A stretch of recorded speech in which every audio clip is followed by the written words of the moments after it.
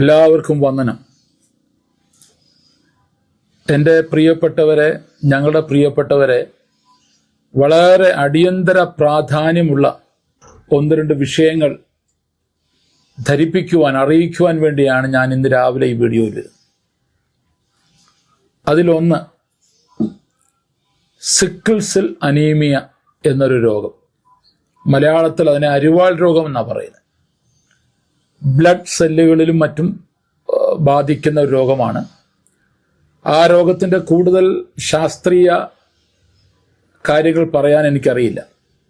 പക്ഷേ കഴിഞ്ഞ 36 വർഷങ്ങളിലെ നോർത്ത് ഇന്ത്യയിൽ, പ്രത്യേകിച്ച് ഗുജറാത്തിൽ ബേസ് ചെയ്തുകൊണ്ട് കർത്തൃ ശുശ്രൂഷ ചെയ്യുന്ന, സുവിശേഷീകരണ രംഗത്ത് നിൽക്കുന്ന, അതോടൊപ്പം സാമൂഹികമായി എല്ലാ അർത്ഥത്തിലും പിന്നോക്കം നിൽക്കുന്ന ജനവിഭാഗങ്ങളെ മുമ്പിലേക്ക് കൊണ്ടുവരുവാൻ അധ്വാനിക്കുന്ന ഒരാൾ എന്ന നിലയിൽ എൻ്റെ നിരീക്ഷണത്തിൽ ലക്ഷക്കണക്കിന് ആൾക്കാർ ഈ സിക്കിൾ സെൽ അനീമിയ എന്ന രോഗത്തിന് അടിമകളാണ്.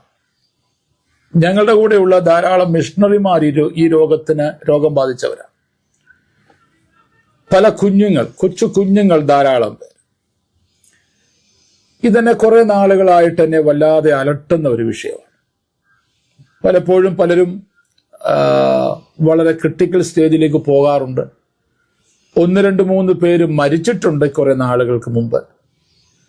മധ്യപ്രദേശ്, ഗുജറാത്ത്, മഹാരാഷ്ട്ര തുടങ്ങിയ പ്രത്യേകിച്ച് ഗ്രാമീണ മേഖലകളിലാണ് ഈ രോഗം ധാരാളമായിട്ട് കാണുന്നത്.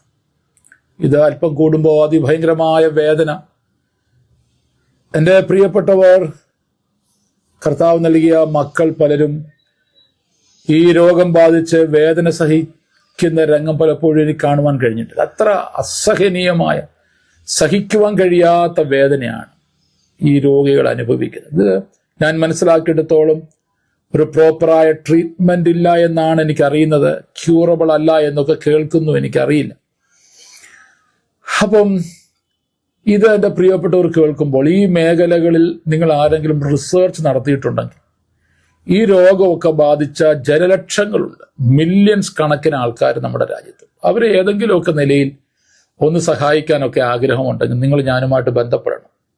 എത്രയും പെട്ടെന്ന് ഈ രോഗത്തെക്കുറിച്ച് ബോധം വരുത്തുവാനും, ഈ രോഗം ബാധിച്ചവരെ എങ്ങനെയെങ്കിലുമൊക്കെ ഏതെങ്കിലുമൊക്കെ നിലകളിൽ ആശ്വസിപ്പിക്കുവാനും, അവർക്ക് ആവശ്യമുള്ള ട്രീറ്റ്മെന്റുകളാകട്ടെ എന്തുമാകട്ടെ അതൊക്കെ നൽകുവാനും എനിക്ക് ആഗ്രഹമുണ്ട്. അതിനുവേണ്ടി ഞാൻ ഈ ദിവസങ്ങൾ ആഗ്രഹിച്ച് പ്രാർത്ഥിക്കുക.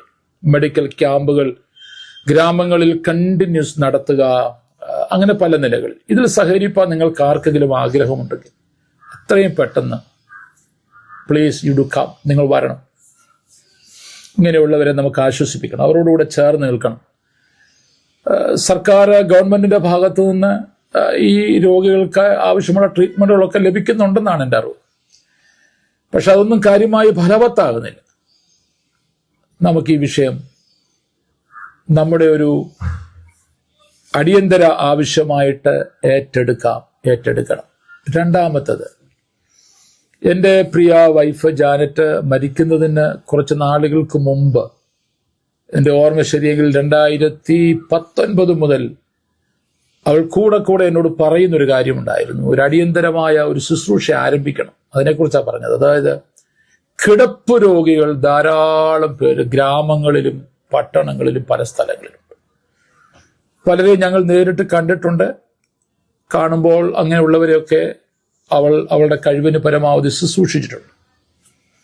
അപ്പോൾ അവനോട് പറയുമായിരുന്നു, നമുക്ക് പല സ്ഥലങ്ങളിൽ അതിനുള്ളതായ ടീമുകളെ രൂപപ്പെടുത്തി അയക്കണം. വീടുകളിൽ കിടക്കുന്ന വൃദ്ധരായ കിടപ്പ് രോഗികൾ, അവരെ ശ്രദ്ധിക്കാനായുമില്ല. പലരെയും വ്രണങ്ങളൊക്കെ ഇൻഫെക്ഷനായി ഇങ്ങനെ, ആ രംഗം വളരെ ഹൃദയഭേദകമാണ്.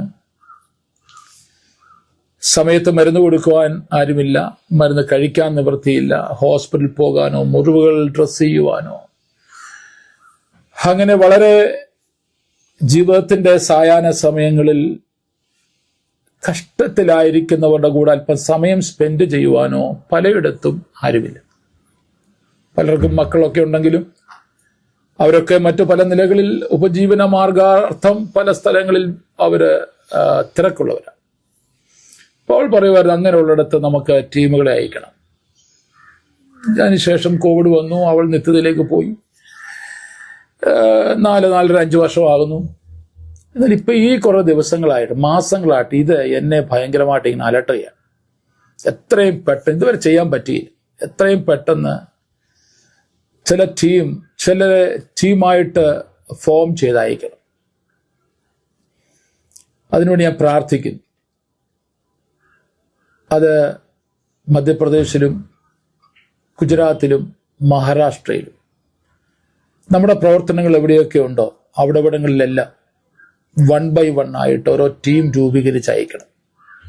സഹോദരിമാരാണ് അങ്ങനെയുള്ള കാര്യങ്ങൾക്ക് ഏറ്റവും മിടുക്കരും പ്രയോജനപ്പെടുന്നവരും. അവർക്കത് പറ്റും. നമ്മുടെ കൂടെ ധാരാളം മിഷണറി സഹോദരിമാരുണ്ട്. നമ്മുടെ പാസ്റ്റേഴ്സിന്റെ ഭാര്യമാർ പലരും ഉണ്ട്. നഴ്സസ് ആയവർ പലരും ഉണ്ട്. മെഡിക്കൽ ഫീൽഡിൽ ട്രെയിനിങ് എടുത്തവരുണ്ട്. അവരൊക്കെ അനുഭവം തയ്യാറാണ്. പക്ഷെ നമുക്ക് അവരെ അയക്കണം. അവർക്ക് യാത്ര ചെയ്യാൻ വാഹനങ്ങൾ വേണം. അവരെ നമുക്ക് സസ്റ്റെയിൻ ചെയ്യണം.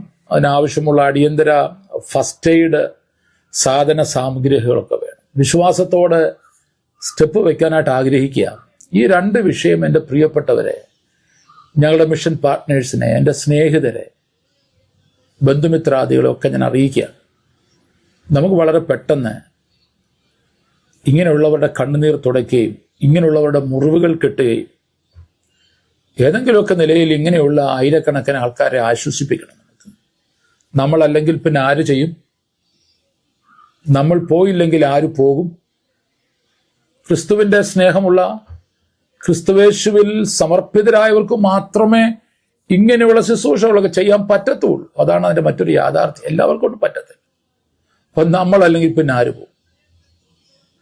ചിന്തിക്കണേ, പ്രാർത്ഥിക്കണേ. എത്രയും പെട്ടെന്ന് എന്നോട് അറിയിക്കണം. നമുക്കതിന് വാഹനങ്ങൾ ആവശ്യമുണ്ട്. ടീമായിട്ട് പോകുന്നതിന് ദൈവം സഹായിക്കും, സാധിപ്പിക്കുമെന്ന് ഞാൻ വിശ്വസിക്കുന്നു.